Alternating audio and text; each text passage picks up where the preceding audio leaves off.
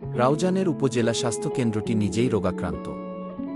রাউজানের ৫০ শয্যার উপজেলা স্বাস্থ্যকেন্দ্রের সম্মুখভাগে এই দৃশ্য। সামনের দিক থেকে সরকারি স্বাস্থ্যকেন্দ্রটি মোটামুটি ভালো দেখা গেলেও এই প্রতিষ্ঠানটি নানা সমস্যায় এখন নিজেই হয়ে পড়েছে রোগাক্রান্ত। এলাকার লোকজন বলেছেন, সম্ভবত দেশের মধ্যে এটি একমাত্র উপজেলা স্বাস্থ্যকেন্দ্র যেটি নকশায় একতলা ভবন করে নির্মিত। এটি ছাড়া অন্য কোনো উপজেলা স্বাস্থ্যকেন্দ্র একতলা ভবন করে নির্মাণ করা আছে বলে মনে হয় না। সংশ্লিষ্ট সূত্রে জানা যায় ১৯৮০ সালে প্রতিষ্ঠিত এই স্বাস্থ্যকেন্দ্রটিতে একদিকে রয়েছে জনবল সংকট, অন্যদিকে অনুন্নত, জঞ্জালযুক্ত ভুতুড়ে পরিবেশ। স্থানীয় জনসাধারণ ও সংশ্লিষ্টদের দাবি এই স্বাস্থ্যকেন্দ্রটি নির্মাণ নকশায় ত্রুটি ও অবস্থানগত কারণে স্বাস্থ্যকেন্দ্রটির স্বাস্থ্যসম্মত পরিবেশ ধরে রাখা সম্ভব হচ্ছে না। নানাবিধ সমস্যায় আক্রান্ত এই প্রতিষ্ঠানটিতে চিকিৎসা সেবা চলে আসছে সেই সময়কালে বিশাল এলাকা জুড়ে নির্মিত একতলা ভবনে।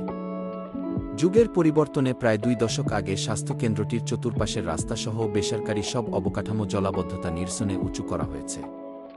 এমন পরিবেশ পরিস্থিতিতে স্বাস্থ্যকেন্দ্রটি অবস্থান রাস্তা থেকে বেশ নিচুতে চলে গেছে।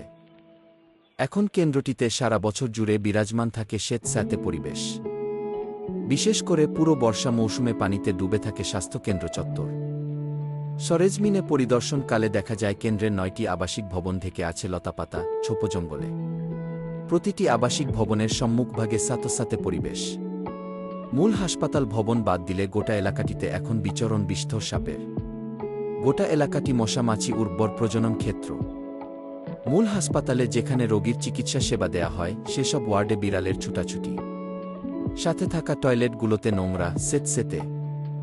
কেন্দ্রের প্রধান স্বাস্থ্য কর্মকর্তা ডাক্তার মোহাম্মদ শাহজাহানের সাথে প্রতিষ্ঠানটির বর্তমান অবস্থা নিয়ে কথা বললে তিনি বলেন, হাসপাতালে জনবল সংকট আছে।